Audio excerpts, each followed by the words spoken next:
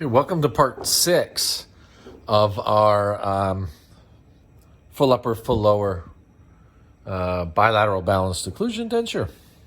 So I've taken them off the articulator once I've done my compensating curve, checked my balancing contacts, checked my working contacts, maybe have eased some of the eccentric contacts with my handpiece. And then now I've soaked the models off screen and I've sealed them down to the bases again in case they were coming off. That's the first thing I'm going to do. If you wish, if it's kind of cool, I'm just going to soften it just gently, just give it maybe one pass of the alcohol torch. And then now I need to find out some of my favorite tools for wax up, whether it's number 7. What else do I have here? I tend to use this Hollenbeck carver.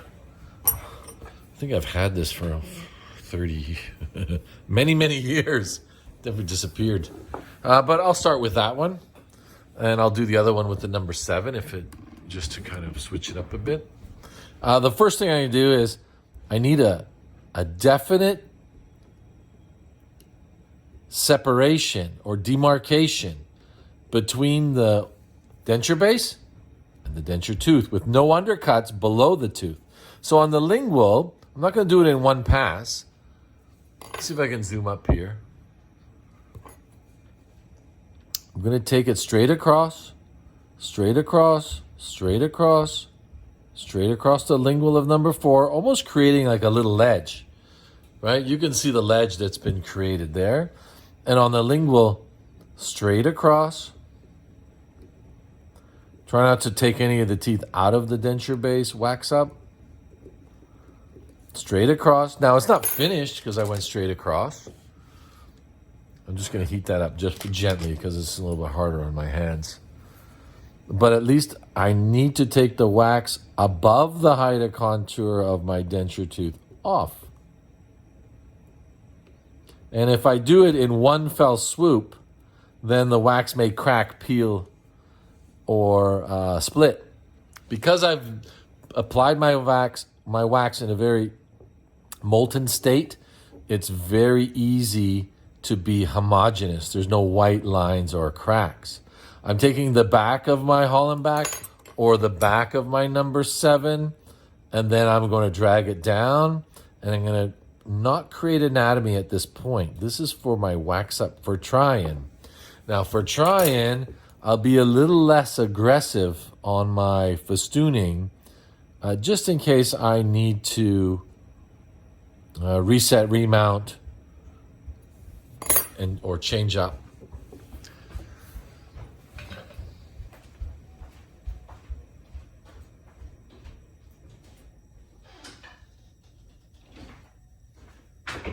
That being said,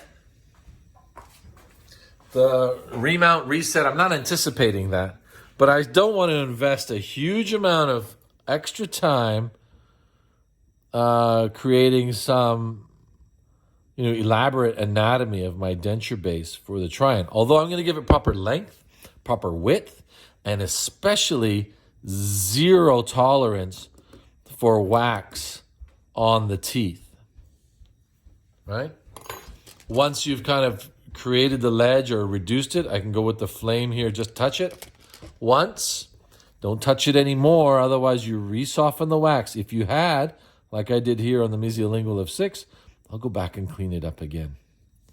Now, after such of waxing, you may wish to use some magnification, which I'll use on top of our video. We can use some magnification. And then I'm going to use something really sharp. And you can see the wax that I've just taken off, the lingual alone, interproximal between the marginal ridges.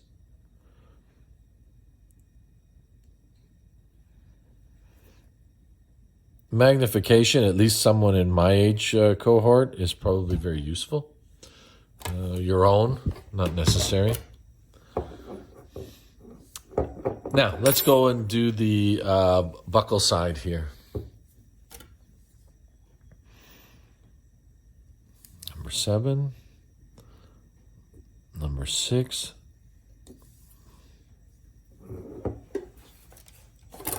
Get some lighting rearranged. I'm just going to soften it a little bit because it's very hard on my hands. And if you see me use a different instrument, I'll use one like yours on number 7.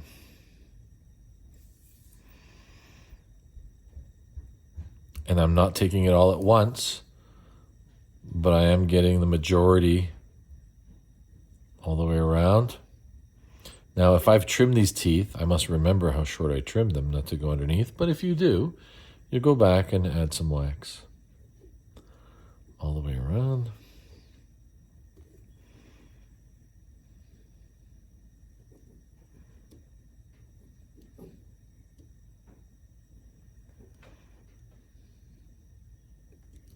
Now I'm holding this instrument roughly on a 45-degree angle upwards. I'm not going 90 degrees. I'm on this angle here, kind of creating a slant to that gingival margin ledge. And now I'm going to go backwards and scrape the wax off. As you can see that I've carved once. Now, in the industry, there's many ways to do this. I think this would be what most people would do in order of operations. Eventually, you're going to make this your own way. You're going to create your own order of operations. And they're going to be very close to this one, if not exact. Be very close to this kind of procedure. So, I've taken the wax off the teeth, but you can see how short the gingival margin is here. Very short. We need to go a little bit longer. Expose more tooth. I'm going to make a second pass.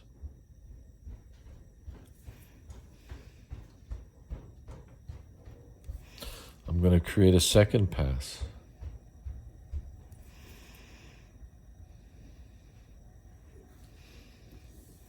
And you can see already this quadrant versus this quadrant, the length of the teeth.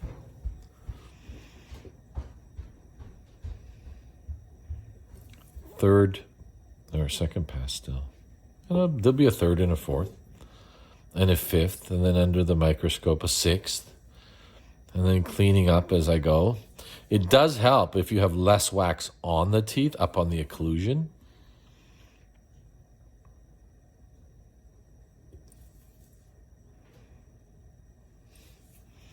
Now, I don't want to jab this in here and remove the interdental papilla completely and create some food traps.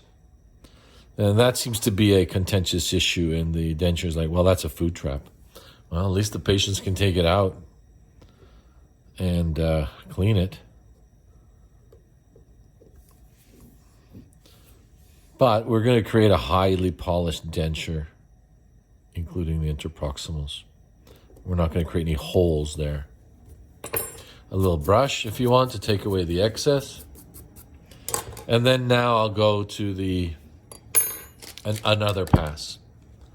Maybe a little bit more. I'm just going to soften it a bit. It's really hard on my hands.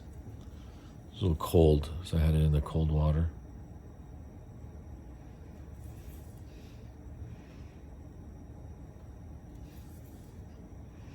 Its bicuspids are very short. I'm going to go a little bit longer.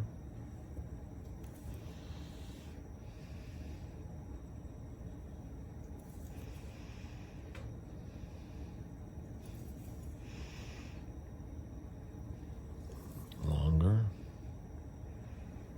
Longer.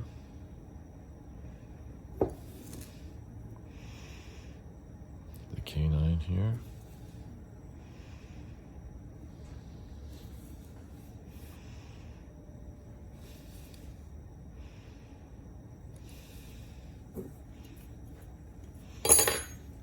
Take the back of my number 7 now.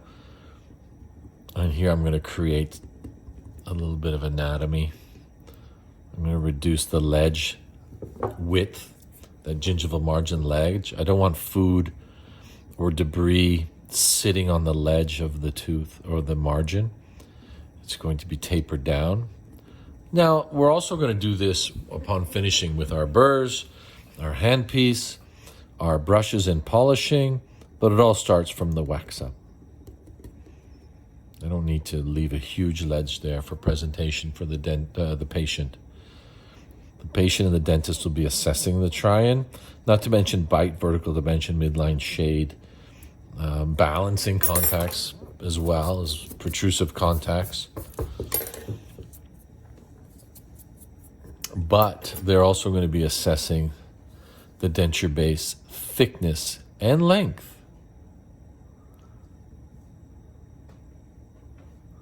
You can use some magnification. I'm going around the margins. I'm taking any wax on the teeth off.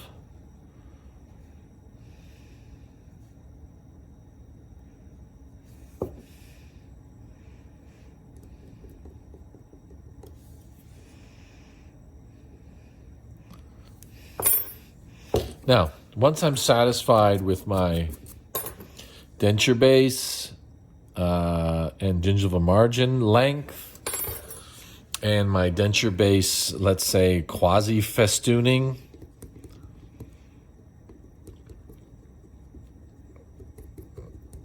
a little bit thick there. I'll probably go back because I really don't know the thickness till I take this off the model. Then I'm going to take it off the model. I'm going to take it off the model, and I'm going to assess underneath here. You can see the width here where I've overextended on the base. I'm going to take my denture knife. I'll go back around the teeth later, but now I'm just doing the denture base at this stage. If I've heated the wax carefully all the way around and secured it to the model, I shouldn't have any voids underneath my base plate. Now, unfortunately, with this one, I may have a couple because it was on and off too many times. Normally, this will never come off the model until I'm finished. With this display purposes,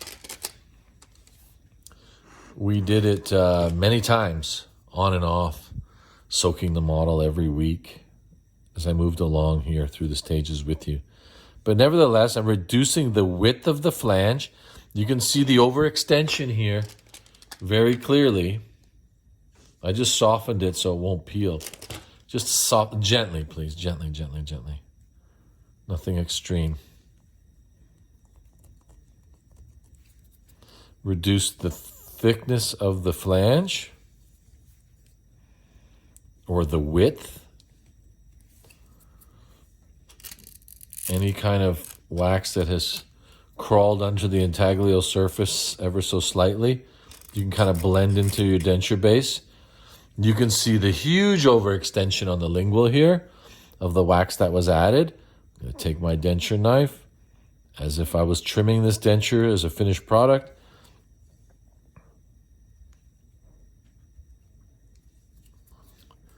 And create the thickness warranted. Right?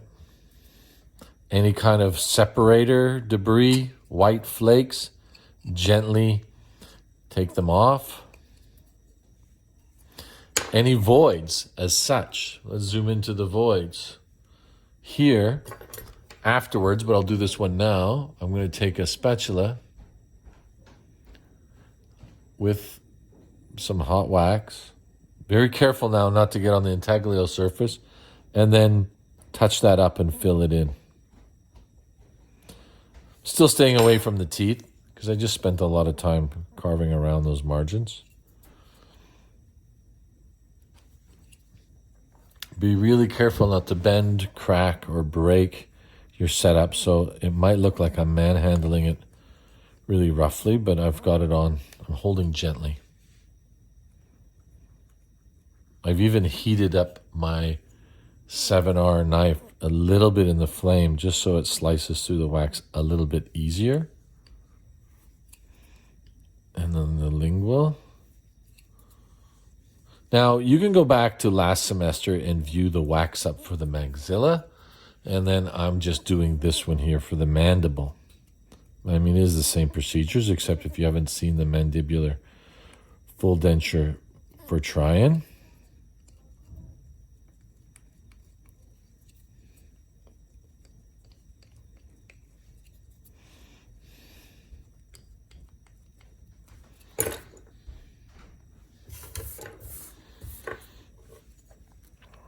Let's see what's going on here now on the very thick here. If you, by accident, take too much, you just have to add it back. I've got a void here, and a void here, and a void here. That's like 3 huge ones.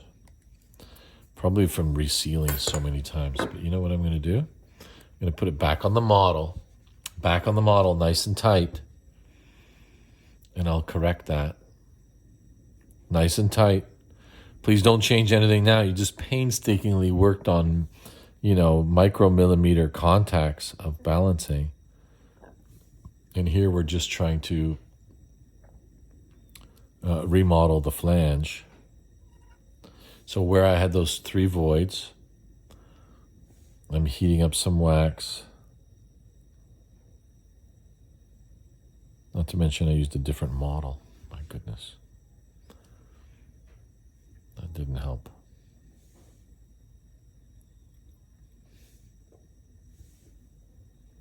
And a void here.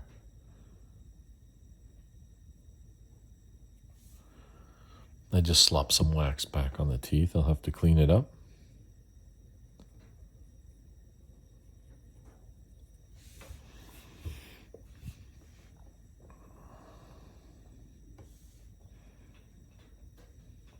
Okay. So I was just reheating some voids there.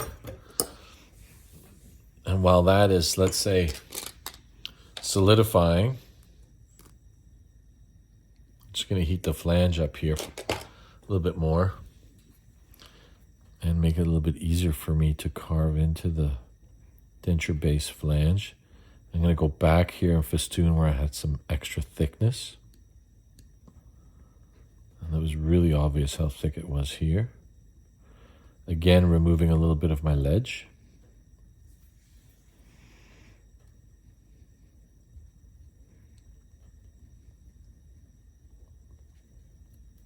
A little bit of brush to take the excess off.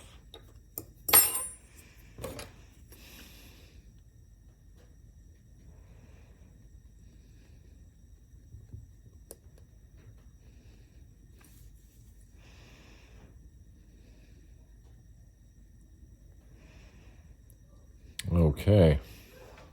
Okay. All right.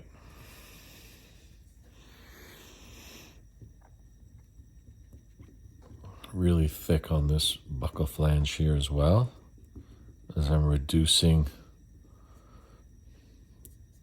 kind of exposing some more root structure. It was very thick. And I'm going to go back around the teeth again.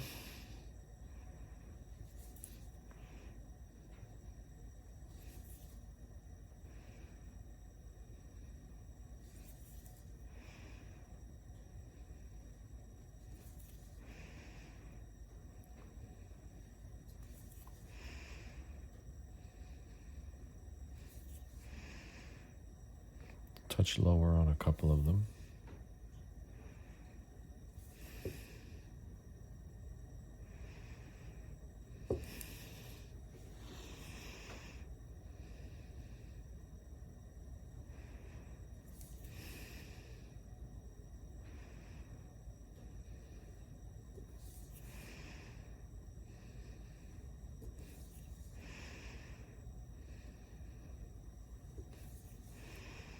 A little too much on the 6 there.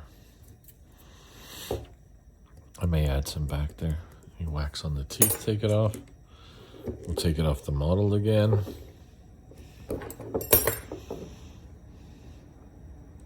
Gently. And then I filled in those voids. And now, carefully,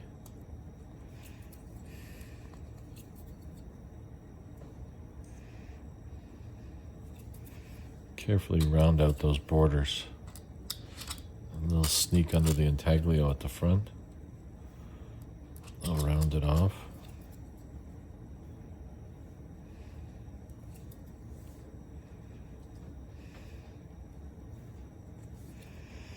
And this is due to too many times on and off.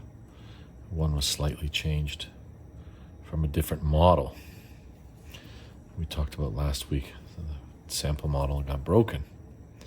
It's just ever so slightly different on the die-stone model. But that's fine. We'll smooth it all out for presentation.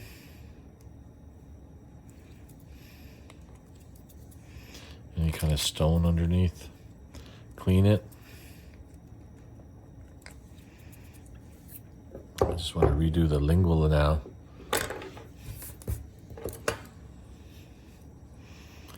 Reduce the ledge that I have on this lingual gingival margin, the thickness.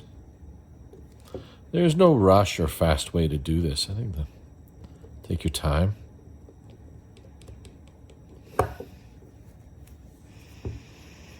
I'm going to come straight down here on the lingual, exposing probably the lingual of these 4 teeth, and maybe the canine, since I've angled the necks out a little bit, will be covered more with wax.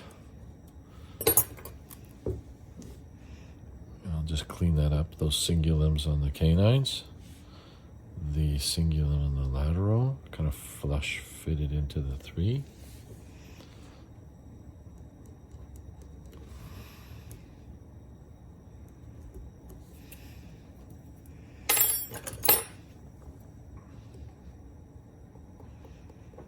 Ever so gently. If you create any voids, or you see some voids from you putting a spatula in there, moving the teeth around, carefully heat up your instrument. Heat up your instrument. And inject it into the void area and kind of remove that. So you can see I have one here a little bit in white, kind of wax.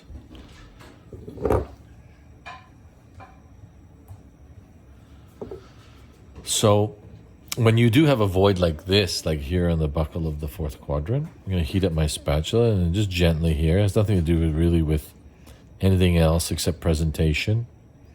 And I'm going to take any air out of here. It can be a little frustrating because you're almost finished and you go backwards and you go forwards a little bit. And there the void's gone. Now, alcohol torch gently on the base, below the gingival margin, below the gingival margin, below the gingival margin, kind of blending all those stroke marks from my spatula into one, maybe softening the ledge ever so slightly.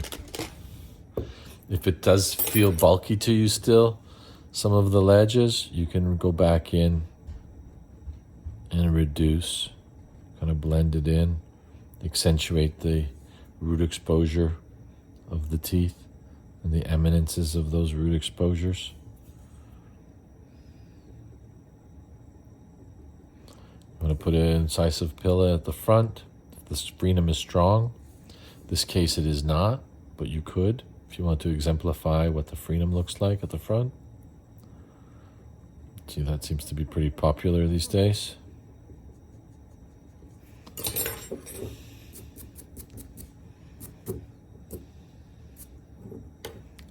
Well, we kind of went back and forth a couple of times. The voids, taking it off. But it's starting to take shape. Again, wax up for try-in.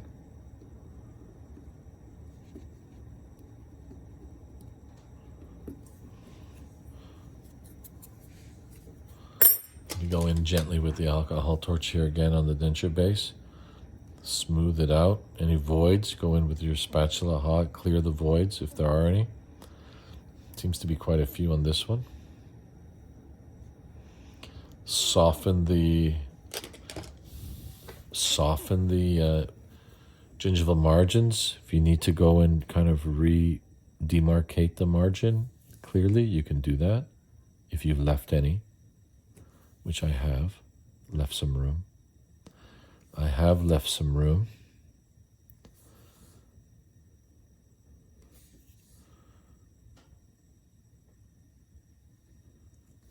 I'm getting more detailed as I go.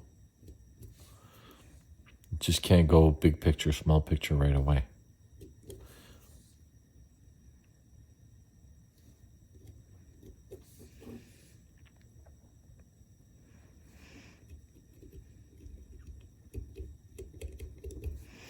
Now here on the mesial buccal of number 6, I've taken a little extra. I'm going to add that back. Clear the void at the same time that I had.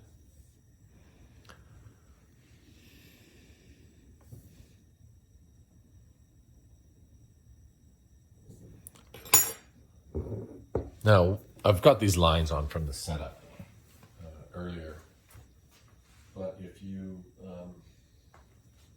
wish to grab a little tissue at this time, at the end, or a soft cloth, tissue's fine, facial tissue,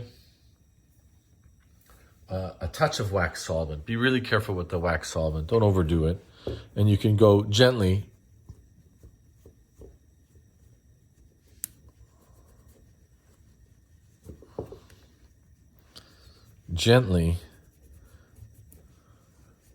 and take all the wax residue